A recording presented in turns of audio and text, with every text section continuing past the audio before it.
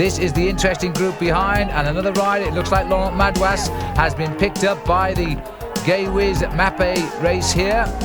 And again, Berzin leading Rominger. Laurent Madouas, the Castorama rider, about to be picked up. And Zaina takes a good look there at Nelson Rodriguez. Well, Rodriguez won't like the finish here because they actually finish on an athletic track. It certainly won't be in the favour of the little climber from Colombia. And I wonder if he knows it. I bet you Zaina does. She starts to pick up the pace again now as the mountain starts to level out. A nice little glance to the right here. He will see the finish here, Enrico Zaina. And he's going to make sure he gets into the entry first. Nelson Rodriguez itching to get round him though, and going to have a go through on the inside. And the sprint is on now as they start to go for the line. This is a very good effort by Rodriguez. It wasn't enough because they came off that bend, and I'm sure Zaina knew about that one. He got the sprint in third place there. Simoni comes over the line. This is the group now contesting fifth. Ugrumov gets that. Furlan came in just between the two there. But there is the rider who got his stage win in the Tour of Italy. Another first for him as well. Enrico Zaina taking the victory for Carrera. This is how he did it. And Rodriguez caught off guard there. He came round the corner. There was the finish, and it was all too late for him. But it certainly wasn't for Enrico Zaina, who gives Carrera the victory today. The champagne and the two beautiful women in yellow.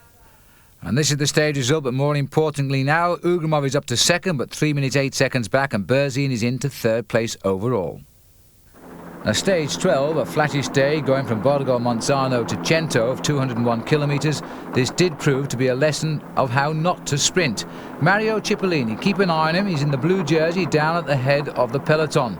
The finishing line approached. The field was all together. Cipollini would win the stage, but he would be disqualified. And if you watch closely, you'll see why. As they all swung round into the home straight, Jan Zurada was the rider on the far left of the screen. Cipollini was in fact in a bad position. He was trapped in the centre of the field.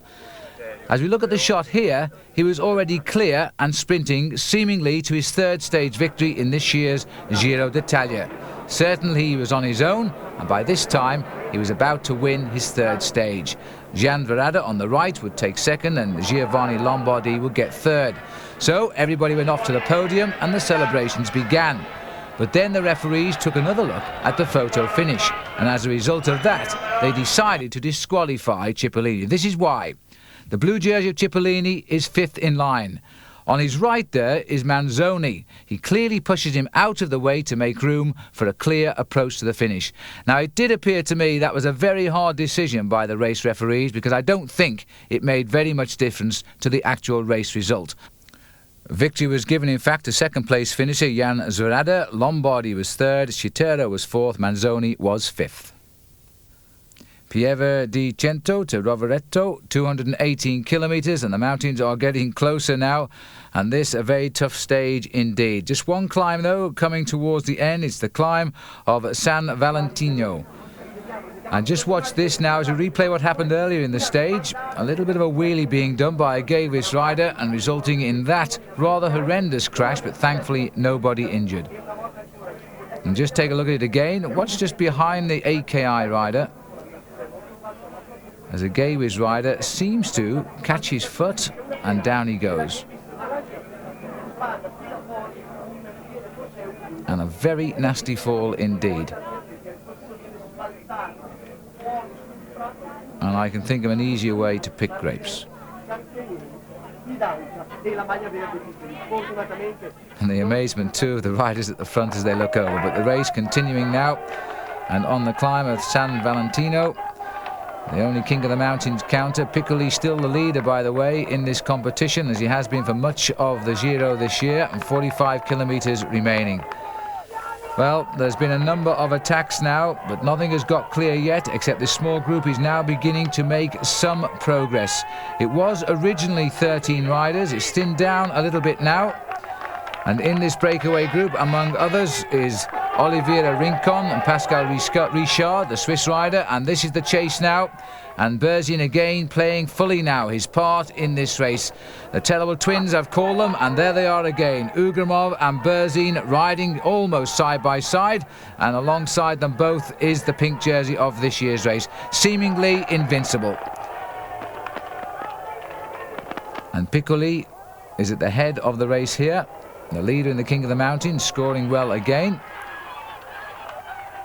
And Dmitry Konyshev, the rider, briefly seen at the back of the group there. So Piccoli is really shot to the fore in this year's race. And he's talking here across to the other rider, who is Vyacheslav Bobrik. In fact, he was obviously asking him for a drink. Bobrik is Russian, but now he resides, having come here to Italy with Evgeni Berzin, former both Russian national squad riders. He now speaks fluent Italian. And still, Rominger looking rather contented with the way this race is going. We're on the edge of the Dolomites, and tomorrow we'll be in the thick of them, and perhaps he's thinking more of that as we approach the small finishing circuit here with 17 kilometres remaining.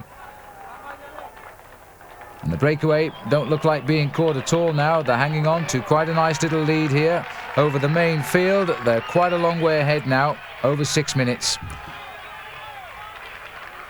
But the group containing Berzin and Rominger is round about a minute 30, and here they are. And Patrick Jonker, the Australian rider, his first season for him on the Spanish Once team, enjoying a little bit of the action. But this is now Jonker's teammate here, and this is Olivo Rincon. He's on his second season with the Once team, and alongside him is Pascal Richard. And Richard having a very, very good season. In fact, he's won 4 races already this year. And he was the King of the Mountains indeed in the Giro d'Italia 1 year ago. Now they've got clear on the last climb of the Col de Patoni, and the gap is still not over significant. About, well, there it is, a minute and 40 seconds on the group containing Tony Rominger. Rincon doing a lot of the work here, and just 2 days ago his wife gave birth to their child, and so he's got something to celebrate. And the Once team have had a quiet race so far. Eric Breukink in the early moves has dropped away significantly, and Rincon now putting that to rights with an attack here, a very narrow approach up towards the top of the Patoni. 208 kilometres covered at this point, just 10 kilometres from the finish, and that's confirmed on the right of the screen there. And still, it's the Gawies boys who keep the pressure on, and Rominger beginning to enjoy their presence, I think, because he's using them a little bit now. Minute 48 to the 2 leaders. A very gentle left-hand turn here, and it looked like a trip into space if he didn't make it too tightly around that corner. These roads are so difficult to really get a chase going in because they are so narrow and twisty. Back down below, and 1 kilometre to go now. Well, Rincon and Richard, surely Pascal Richard is the sprinter, former champion of his country, Switzerland, former stage winner of the Tour de France and the Tour of Italy. And this is a late chase. It looked like it was the Gawies rider Bobrik who's again slipped off the front. And Bobrik trying to get on terms, and he's got them in his sights. Now, if they mess about, he'll have them. And in fact, look at this. Richard has seen him coming, and he's going to gamble. Richard is waiting as late as possible, and Rincon is going to take him on in this war of nerves. And just look at the speed now, the advancing Vyacheslav Bobrik. He's closing in so quickly. Stages have been won like this, and Richard isn't showing any signs of panic. Richard is still waiting for Rincon to make the move. Rincon goes now. Bobrik ever so close, and he can't quite get on as Richard easily takes the lead and kicks away.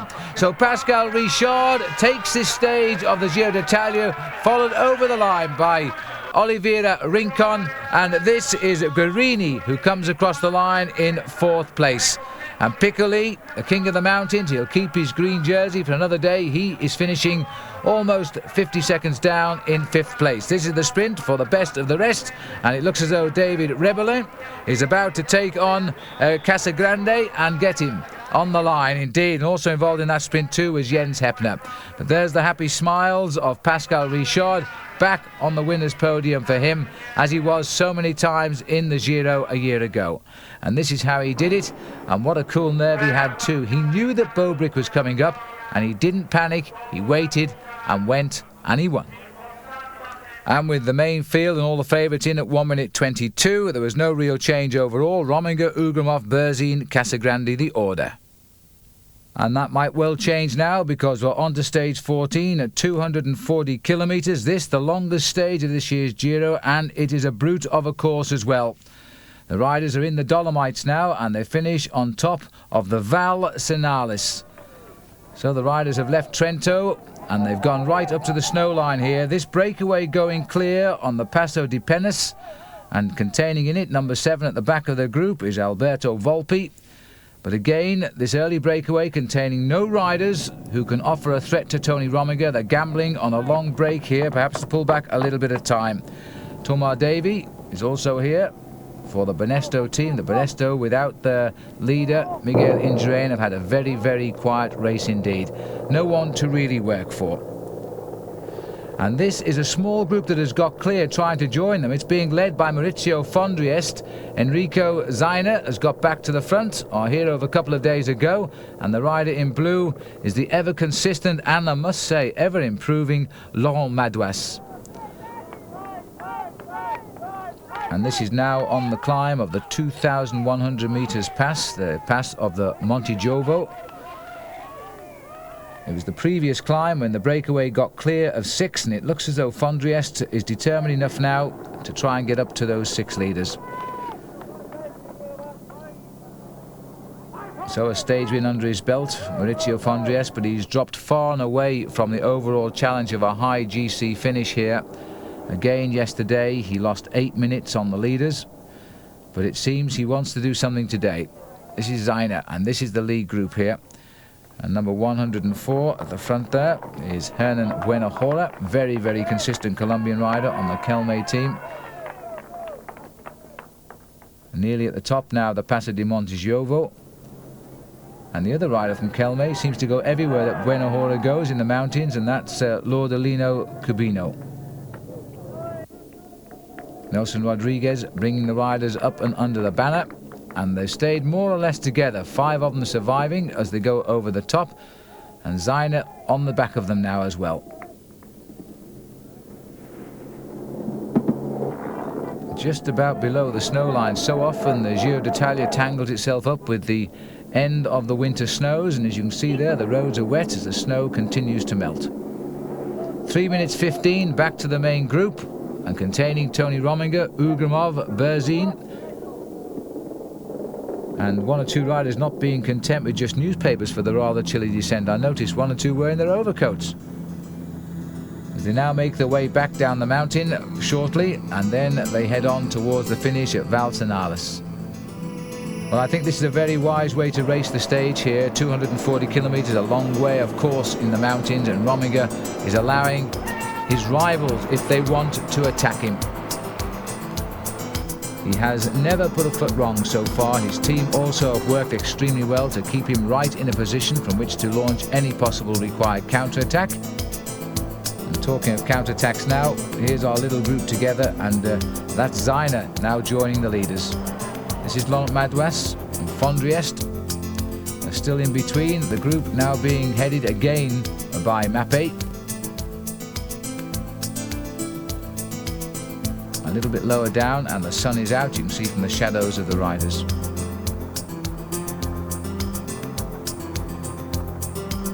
And there is the small group coming up. A small gap too, 11 seconds to these 2 chasers. They're going to be on very, very shortly now. There's been no sign of worry here though from the Mapei. Oh, and I think my shoulders might ache just a little bit after a course like this today. And that is Arsenio Gonzalez just stretching his shoulder muscles there. He knows there's a lot of work still to come.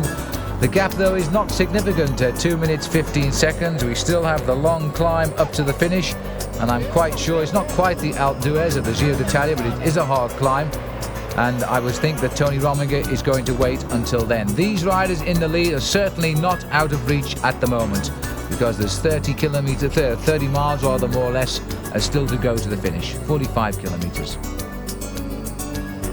Well, not only has this been the longest stage of the race today of 240 kilometers, but the majority of it has been into a very strong headwind, and that's not a smile on the face of Laurent Madouas, it is in fact a grimace. Rider going through here and just keeping the tempo steady. Menegotto from the ZG team. Little Nelson Rodriguez. And I don't think that Madouas is going to get too much shelter on his wheel. Well, it's been a long and bitter chase. All of the gaps are coming down, but Fondriest is nearly on, and he's bringing with him Alberto Volpi. Volpi is coming back from that lead group, in fact, and there they are.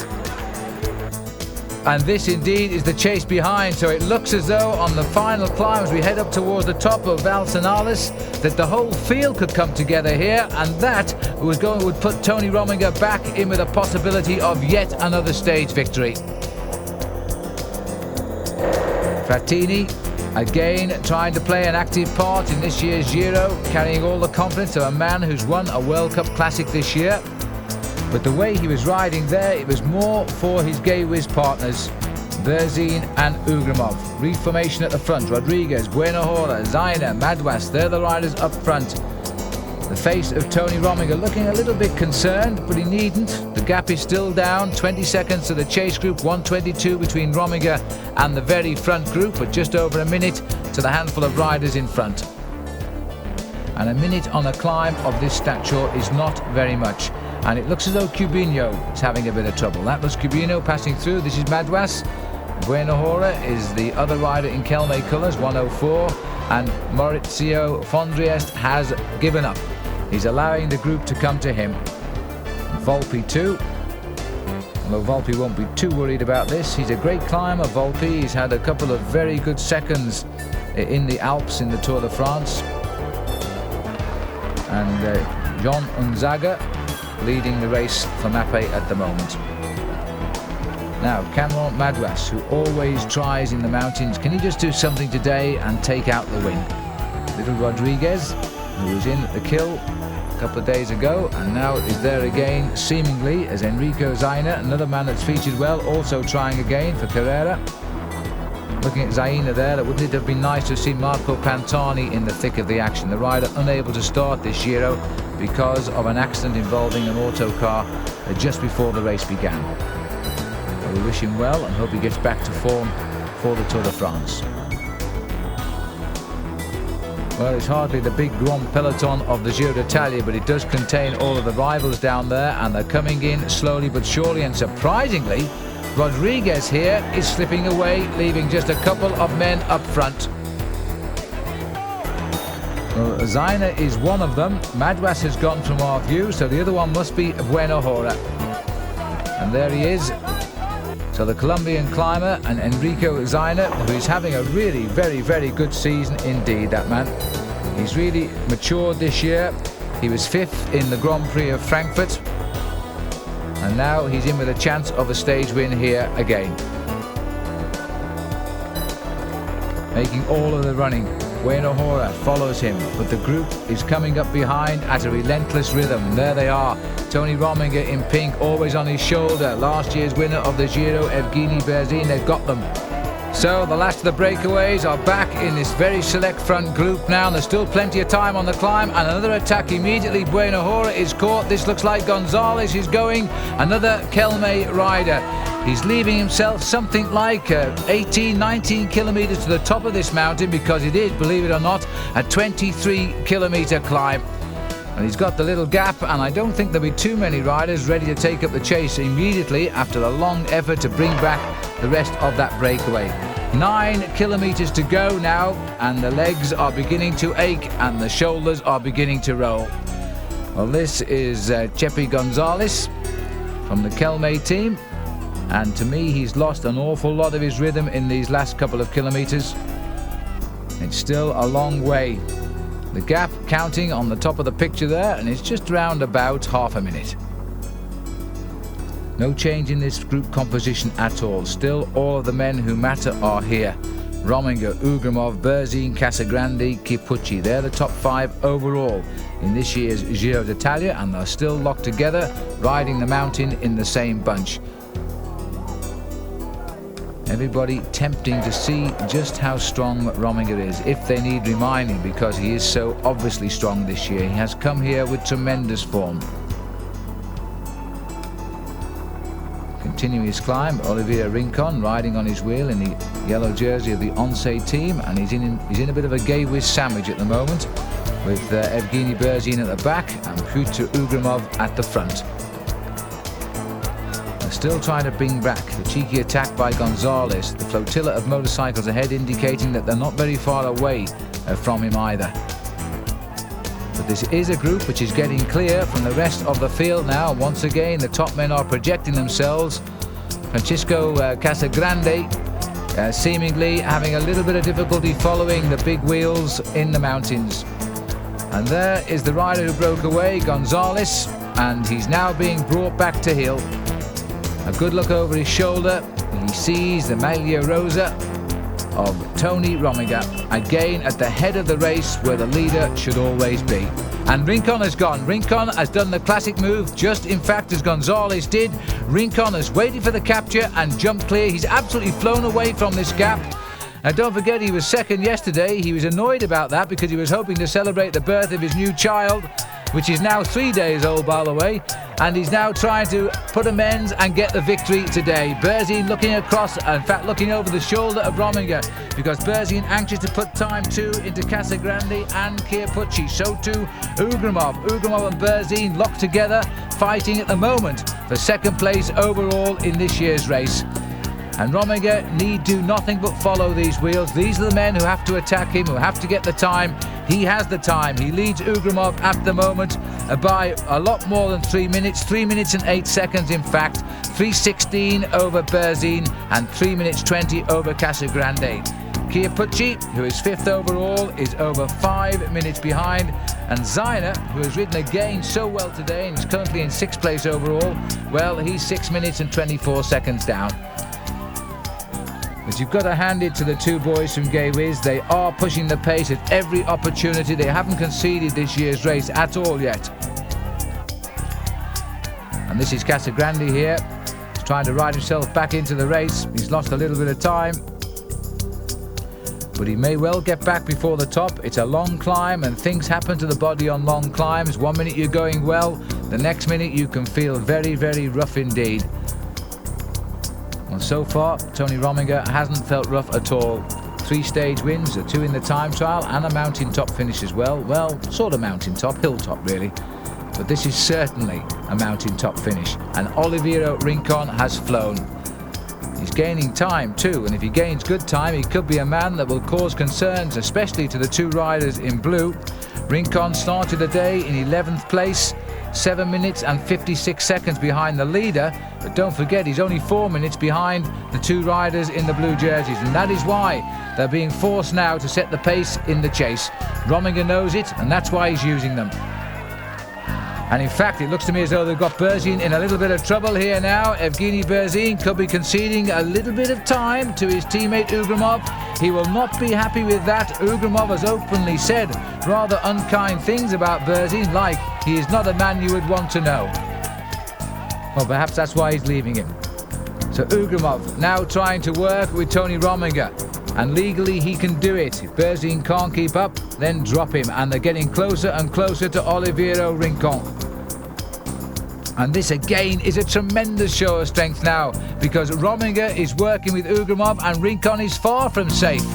In fact, I think they're going to come up right behind the Colombian. By the end of the next kilometre or so, they're going to have him. And Ugrumov is sensing it, because look at the rhythm he's got there, and Berzin somehow has found the strength to come back. Now the hill did level a little bit, and in fact Berzin has taken full advantage of that. And this is the chase behind with Claudio Chiappucci. Heinz Imbuden is the rider in the red jersey. And the other rider who is also in on the move there, I think, was Casagrande. And these are the three riders now at 5 kilometres to go, chasing the leader, Olivo Rincon. You can just see him in the distance. And the group behind them, the man in the middle isn't in fact Casagrande, it is Georg Tochnig, the Austrian rider on the Polti squad. So Casagrande, probably the man among the leaders who's in the most trouble today, because the top 3 riders are right here and still marking one another. And I think they're all rivals, even though 2 are on the same team. Berzin setting the pace, Ugrumov matching him wheel for wheel, Rominger again content to follow, and why shouldn't he? Well, it looks as though Rincon has survived here. He was going to be caught, I thought, but he started to ride away again now, because the hill has started once more to go up. And there's probably the most respected manager in the world of professional cycling, Manolo Saez. who's now shouting at Rincon and telling him you can win this and make up for the second place yesterday. The arrival here of the other three, Kierpucci, Imbeden on the right and Georg Tocznik.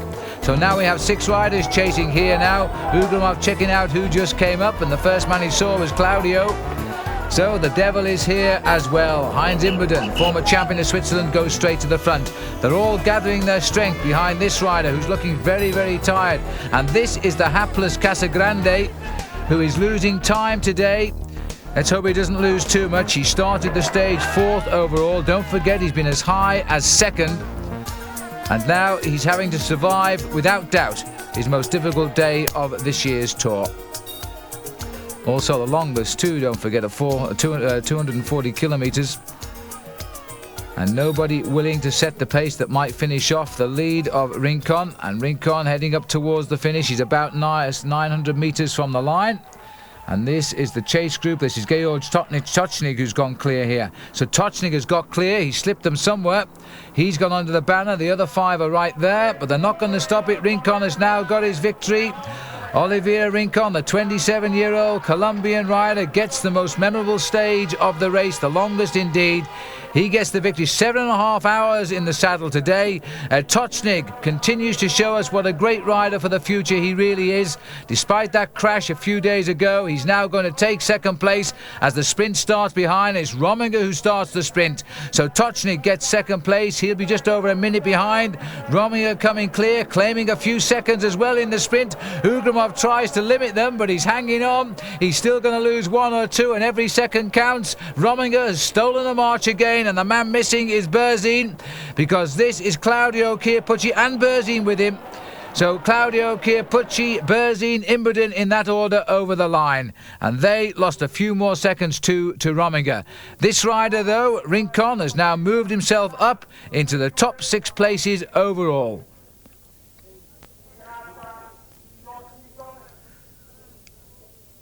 All smiles for Olivo Rincon. In the Once team have a good stage victory there, and here's another view of it as well.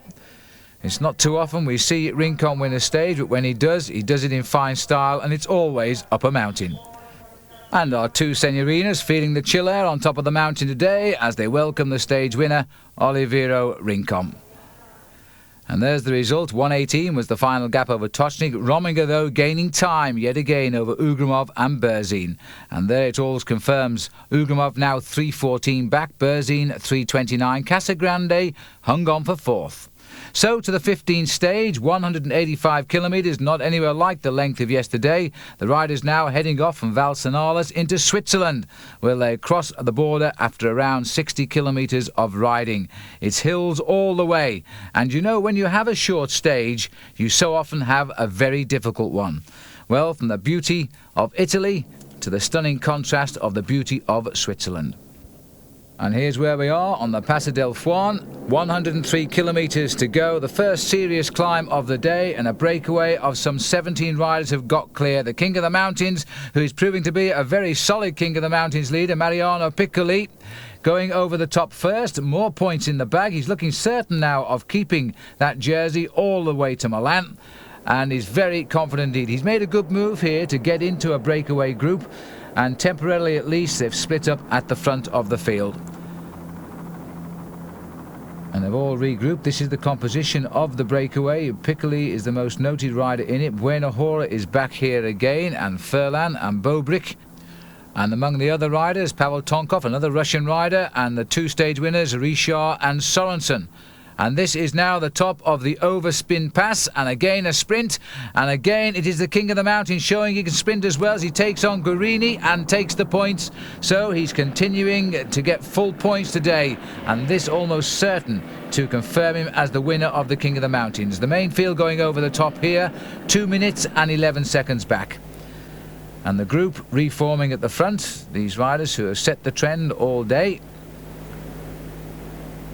And the pace has been very, very quick indeed. This is Berzin, and Berzin looks to me as though he's in open space here.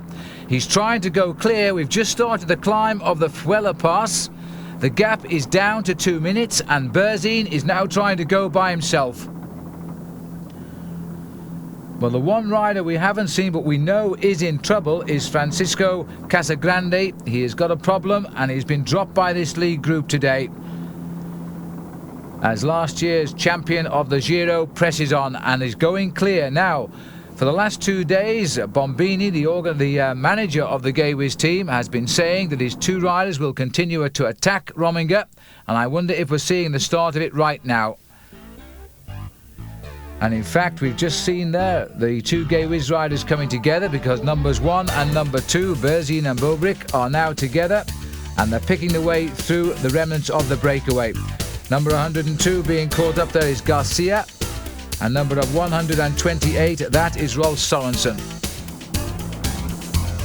Now this is an amazing turnabout. We saw the quick glimpse of the face of Tony Rominger for the first time, looking a little bit concerned here. Bobrick too looks as though he's in trouble. He's falling back, but he's seen his team leader come to the front and he's going to go again. Now he's got there, he wants to split this up. This has been a superb piece of riding by Berzin to get across to this group. There is the third group on the road now, and this is Bobrick coming back to that group. So he's now going to have to try and find the strength to get in with Tony Rominger. But the man who is causing trouble now, high up in the Dolomites, is Evgeni Berzin. And these are the riders who've been having the race themselves. They're actually ahead on the road now, Guerini and Piccoli. But that's not the concern of either Berzin or Rominger. They've got other fish to fry today. Over the top of the Thuela Pass, the gap around about 2 minutes, more or less. And the man shaking his fist would like them to wait for him here is Farfan. Slowly but surely, a little bit of regrouping going on. Pascal Richard sitting there at the back. But this is a significant move now, and the first time that we've seen Rominger actually release his grip, and I don't think he will have done it voluntary. Berzin's made an extremely good move.